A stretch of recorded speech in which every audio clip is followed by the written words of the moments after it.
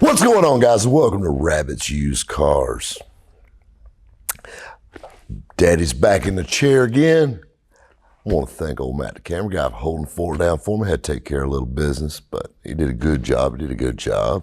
And to the guy that called my cameraman a douchebag in the comments, he's laughing right now behind the camera, by the way. We really get a kick out of some of these comments. And so his nickname has been douchebag all day today. But back to the story at hand, and I'm gonna be honest with you, this is the last video that I'm gonna talk about this subject, because I'll be honest with you, I'm getting tired of talking about bullshit, and that's all it is at the end of the day. Casey backed out of the race.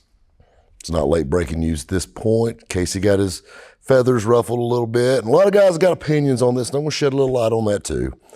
Casey was all about it. And I think I need to explain and just do a quick recap to make sure everybody's got their bases covered, because a lot of times people get their signals crossed. Casey challenged me to run the race car, the Miller Genuine Draft #2 Rusty Wallace stock car that we bought.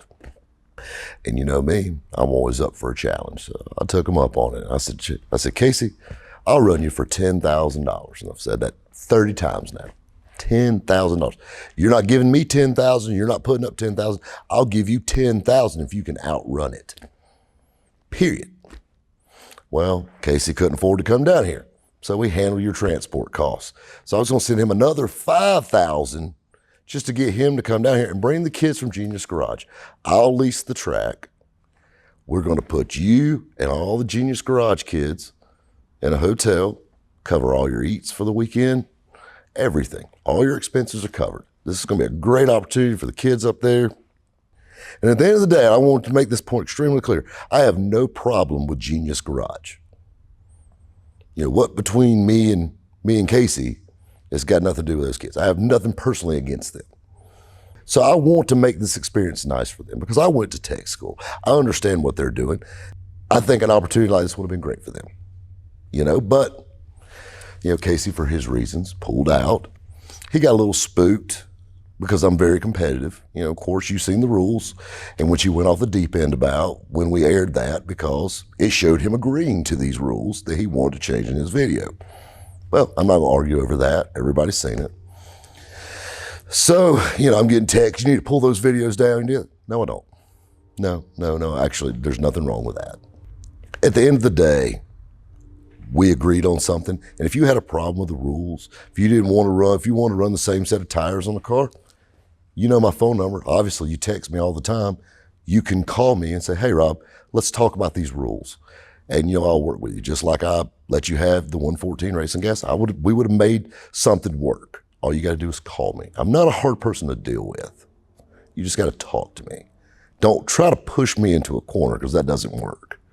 This isn't a collaboration. This is a challenge. Me and my people are putting up all the money for this. You're getting paid to come down. It's a no lose for you, no matter what. And so that was the thing. Casey's not putting money up. That's a nonprofit school. They don't have the money to do that. I didn't expect that. I run my car. I'll give you 10 grand. So am I supposed to make it easy on you to get this and pay for you to come down? Get a little bit of a challenge, and the race car driver backs away. And I'll leave it at that. Now on to the car. And this will answer some of your questions. Well, I don't think it's a fair race if Rabbit isn't driving. I don't think it's a fair race. First, I don't give a shit what you think. At the end of the day, I am not going to drive that Rusty Wallace Miller Genuine Draft #2 '92 Pontiac Grand Prix stock car. There is not enough money in this world for me to drive that raggedy son of a bitch around the track. That car was a total sham, or as we like to say in TV magic. That car was the bait car. Since Casey backed out, I'm going to give you about 4 weeks worth of content in about a 10-minute video. So my understanding is Charlie brought you a Rusty Wallace race car. Yep. What did he want to do with it? Well, to begin with, he says, hey man, I found this Rusty Wallace race car. He said, I want you to make it street legal, and we're going to drive it from East Coast to West Coast. I said, man, that's so cool. Let's go. I'm in. he shows up with this Rusty Wallace car, and he's got this thing about we're driving it across country, and he's teamed up with this crazy guy, Rob Pitts. Man, we're going to do, it's just going to be cool. We're going to drive it all the way across the country. I said, okay, I'm in. I want to do this. So he shows up with his car. Man, this car's a piece of junk. I hate to say this, but it's a shop built, short track, local Saturday night special, basically, is what I see. We don't have the equipment to race real race cars. This is not apples and apples. This is apples and oranges. We got to do something different. So Rob's guys showed up. They said the same thing, and we found a decent rolling chassis, went and bought it, and we're going to build it up, make a race car out of it, have some fun with it. That car was the bait car. Originally, it was bought for something fun. We were going to make a street legal play with it. Casey opened his mouth. Lucky victim number one. I bought one stock car that you guys saw. Now, the other stock car, that one's a little different. That's the thing, everybody's looking at that rusty car and just judging a book by its cover. And, oh, he's going to put some big old motor in this thing and this and this and this and this. Nope, never changed the motor in it. Never did anything to it, period. We put some gas in and drove it around. Now, the other stock car, which is a really neat story in itself. We got the rusty car and we checked it out. We were going to give it an honest shot to try to run the rusty car because, it is a very neat, very iconic car. The car has hit every damn wall between Watkins Glen and Talladega. It literally, the right frame rail was back 3 inches in that car. It's a great parking lot donut cutter, but other than that, that's about all it's good for. It's definitely not the car I would want to race. A lot of things have changed since '92. So we made a few phone calls and, I wanted a really good roller. And of course, Matt, the douchebag camera guy, been in NASCAR for 20 years. He gets his little black book out and he starts calling some friends. Let's just say we got a COVID discount on a brand new, never used road course car. This car's never touched the track. It's brand hammer new. But it's kind of like new old stock. It's kind of like laptops. There's always a newer, better thing every year. So this car just kind of got shuffled to the back. Well, it got shuffled back far enough and we got it. So we got a brand new stock car. When I say brand new stock car, you're thinking, wow, it's this, this, and this. I can't judge a book by its cover. Again, keep in mind, this is a very late model stock car. It's a fiberglass body car. It weighs about 600 pounds less than the rusty car with the motor and transmission that we put in it. On top of that, we've got some really good sponsors we're working with, and they've thrown some awesome parts with this thing. Naturally building an all-out straight left and a right turn car. You're thinking, you want this. So we've got suspension guys. I've got people from Nashville, Tennessee, Mooresville, Concord, North Carolina, little hick towns here in South Carolina, building suspension parts, Georgia, Alabama, putting this all together. And I know what somebody's going to say.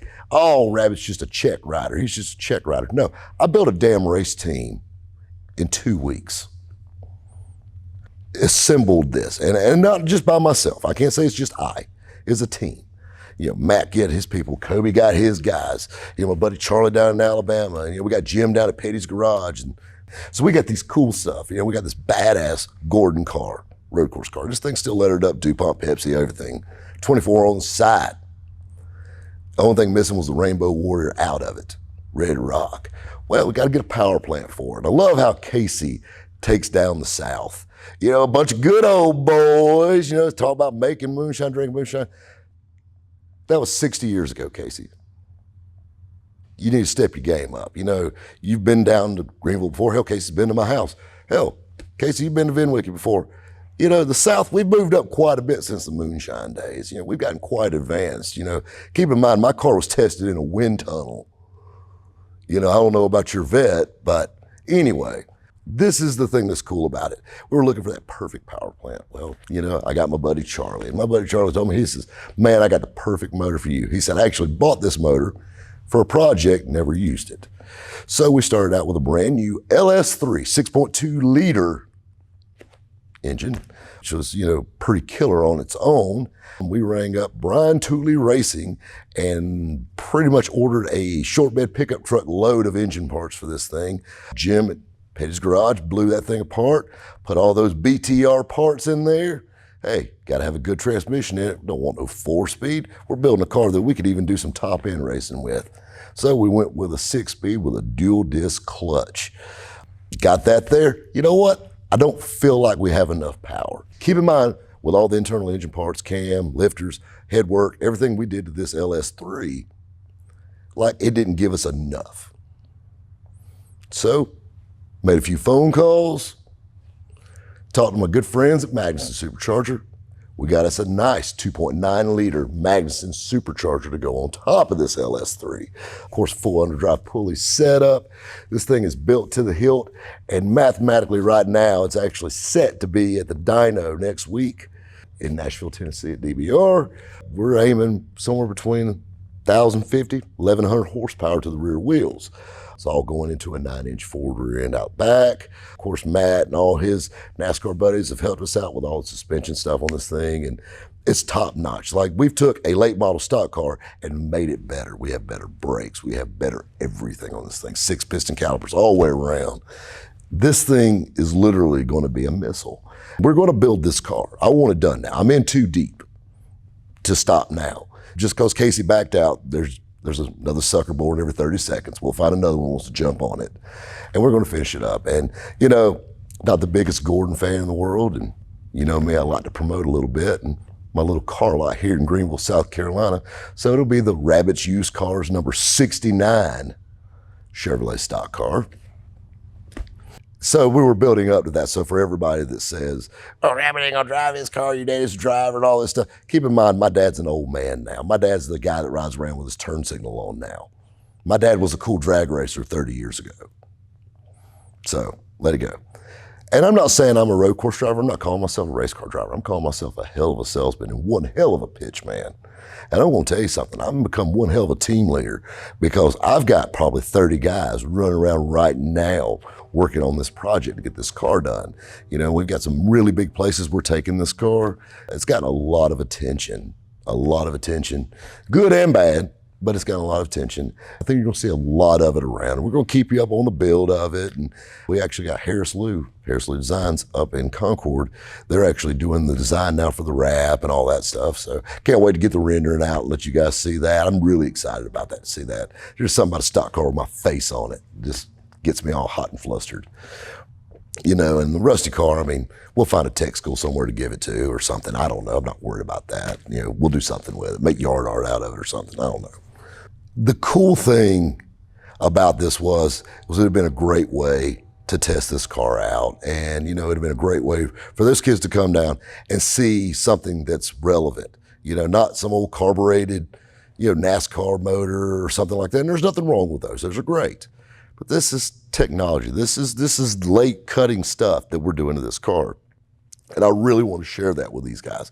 And unfortunately, they missed their opportunity at it. For what reasons? Whatever Casey tells you, I'll go with. I'm not going to argue with them. It doesn't make really any difference at the end of the day. And like I said, this bad boy should be done somewhere around early November. And we're going to have a lot of fun, a lot of footage.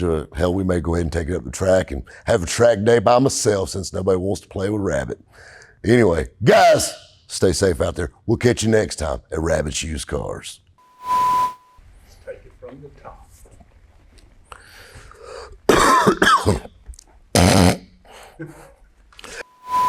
Keep in mind, with the bolt-ons and everything we were doing, or not the bolt-ons, but with all the engine parts that we were, I don't think there's no need.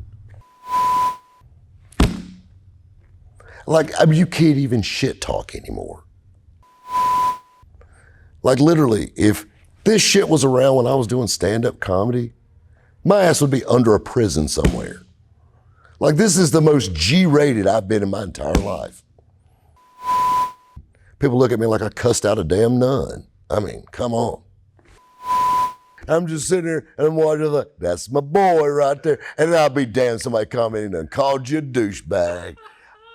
Don't worry. Hell, I had a guy tell me he's gonna set me on fire one time, so you're good. Douchebag, that's cakewalk bullshit. That's baby shit. So let's go get some dinner.